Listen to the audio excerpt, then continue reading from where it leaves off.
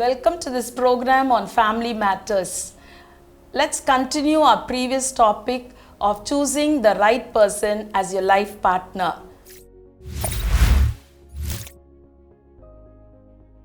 But what is going to be your standard of stability? That is also important, don't you think? No?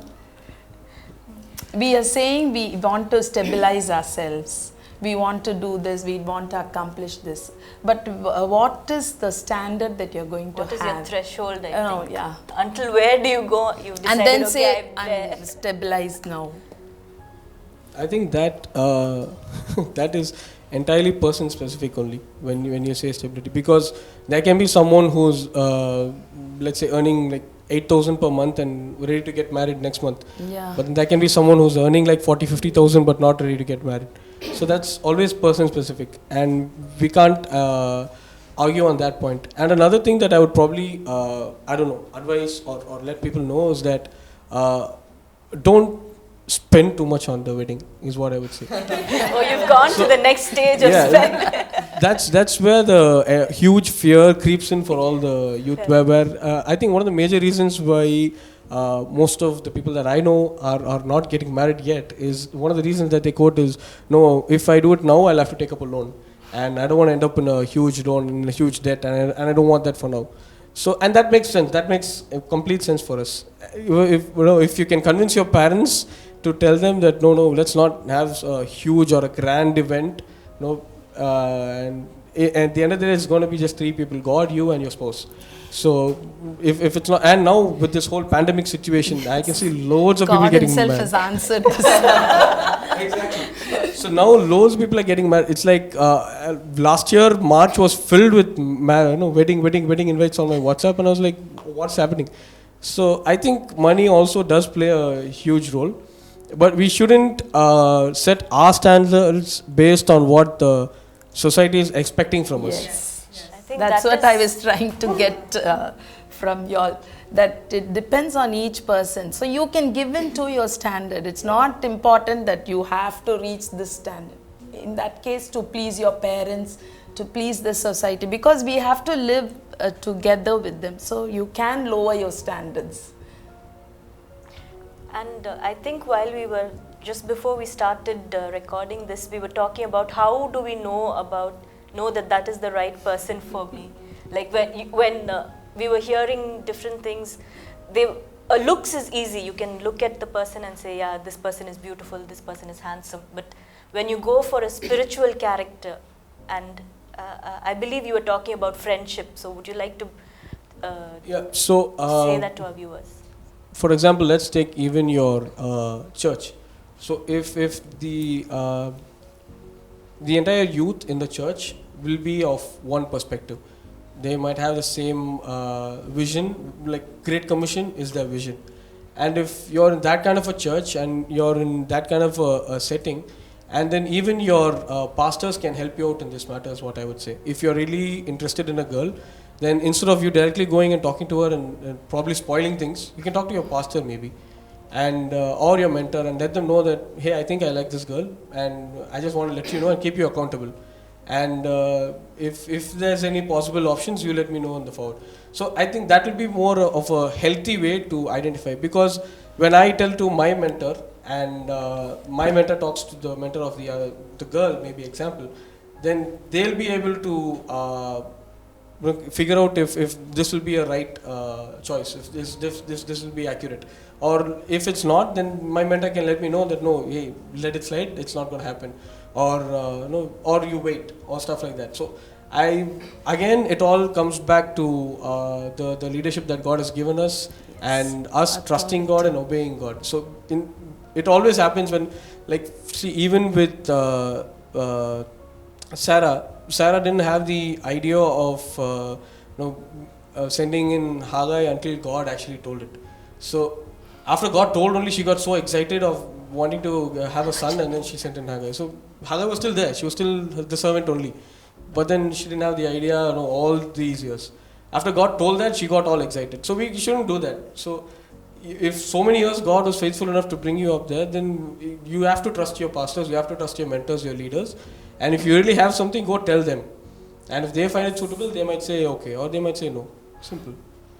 So being a pastor, if someone comes to you with that kind of a Yeah, in that understanding, I would say to what Abby said, we have like God has set us a spiritual father as well as a physical father.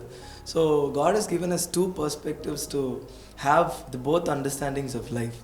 So in that perspective, in that understanding, how we could really see the life which we are seeing, and in some point of time, like in all the physical way where we saw the ups and downs, we can easily learn from our parents where they have gone through. But in spiritual perspective, it is very tough for us to really understand, because spiritual understanding is how much we relate with God and how much we have the relationship with God is all that matters. And the spiritual fathers which God has given us, they have gone through the spiritual aspect, and God has taught them more of the will of God and how they have to move things around. And in a like church perspective, in a ministerial perspective, I would say God gives that anointing to really lead people and make them understand where they are going wrong,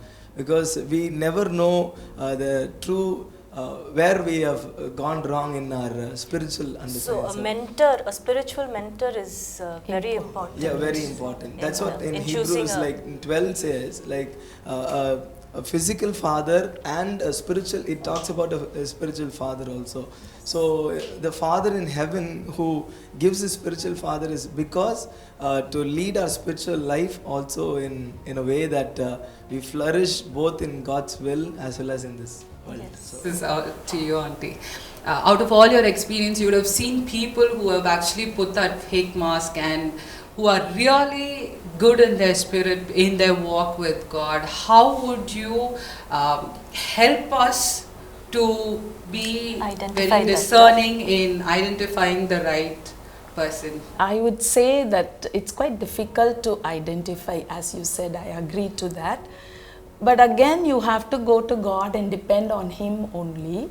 And if you have chosen, if it is not the right thing, if you find that after choosing that person, that if some of the things are fake, then you have to put up with it. You must be instead of thinking about choosing the right person, you must think about being the right person. The shift, that's the shift that you will have to do in your life. Because the situation is like that. Before, maybe we all find that that person is very good, very character so good, never been angry. So you might see a person like that. But then after you select that person, after you feel that this is God's will for you and you have accepted them, now it's your time to shift your attitude from looking for the right things in that person to being the right person in that situation. That's what I would say. And But many times you will know them by their fruit. That's the verse I always think. When you just continuously observe them, if they are faking something, surely we will know. Surely, what do you say? it's very true, because the point of life, what God has given us is how a person walks according to the word of God. It really shows, because light and darkness cannot, it really gives the difference. So if we really walk in the path of God, we really get the character of God, and we show love, and the gifts of the Holy Spirit clearly comes out. If we don't have the gifts of the Holy Spirit, or we don't have the leading of the Holy Spirit, automatically it talks about Galatians 5, where we see the other kinds of worldly things coming out. So we can easily see where the heart, if it is really connecting to God, that is what David was. He always knew the heart of God, because God loved him so much, and God was so close to him, and their relationship was very good. It is because he trusted on God, and he trusted on the leading of God, and wherever he went wrong, he always depended on God. That was always, I would say, the right thing to do. But one more thing, you cannot find a perfect person. That is also there.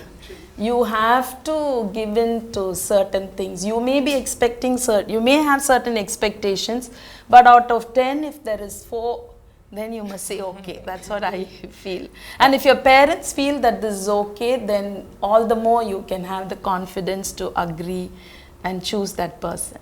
What? Yeah, marriage is like marriage in the sense how we It's choose, an adventure. It can it can It's an adventure.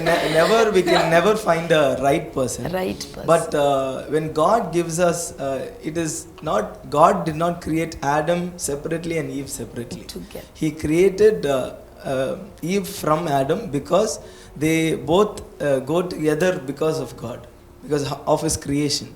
So we always come together as a right person because when we come together, when we act separately, we can never find a right person. But when we go together, walking, trusting God, we will automatically know that we are one body in Christ and we are walking in that right understanding. So, yeah.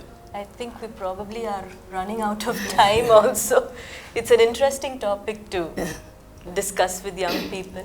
So Have you learned anything from this discussion, the youngsters? Have you picked up? One thing just flashed me, suddenly, like hearing different perspectives. I mean, especially from a young pastoral perspective, like our marriage as a purpose of fulfilling God's kingdom. Kingdom building.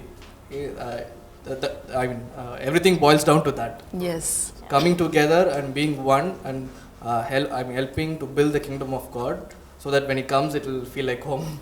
Yeah. everything is, finally it comes to God. And to the glory of God. That's the other aspect that we should care about when we are looking for partners. Is it going to be for the glory of God? So we need to change our attitude, our actions, our behavior, our thinking and our standards, so that together we can, even when you're with your parents, you should not think, I will do this thing, so that they are telling me to do something else, but I will rebel. That attitude should not be there. We must always go alongside our parents, so that God's name will be glorified. That's the ultimate thing that we need to have in our lives. God sent His Son. They call Him Jesus. He came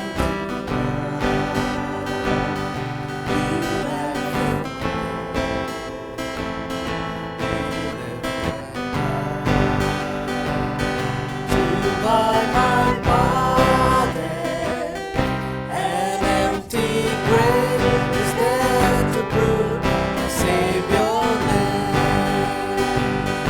Because He lives, I can face tomorrow.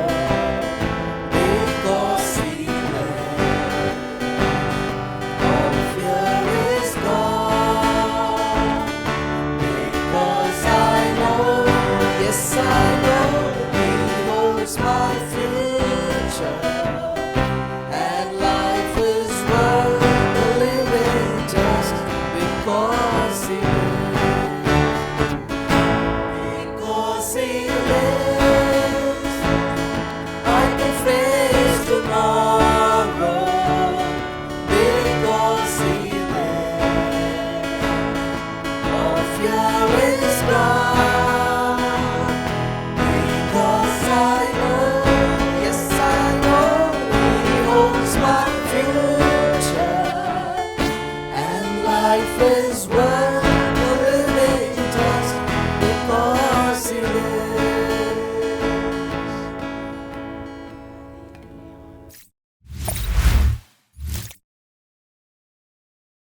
You were all so full of beautiful thoughts about your life partners.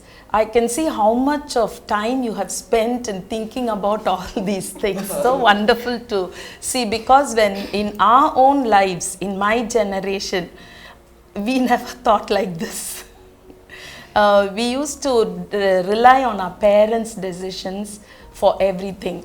Maybe there are some people who are like me, waiting on their parents' decision. So it's okay to have that, because even now we live happily together. So that's not a problem. And also thinking about your life partner, trying to choose the right person is also not wrong or bad.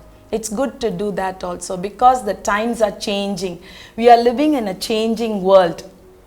So it's good to look for compatibility in your partner. Compatibility in the sense their family background. Many times we don't think of the family background, we don't think of their financial stability, the ethnicity. Sometimes it's very difficult to manage with the different cultures in the family. So all those things we should look for in our lives. And another thing is compatibility in financial status. All these things will be considered by your parents. So sometimes you may have to agree with your parents when they say this person is good. But beyond all this, the final decision will be God's will for you. So always remember, many things can be looked at, many thoughts can be seen, but the final decision will be based on what God has for you, the person God has for you. So that submission must come from within you. Complete submission. Sometimes we sing the song, I surrender all. But at times it may not be true. So in this case, I think you should completely surrender all your thoughts, your desires, your will, your parents' will, your friends' will, anything into God's hands, and finally wait for Him to give you the right person. And I'm sure that God is working in your lives, through your lives, and for your lives. So God bless you.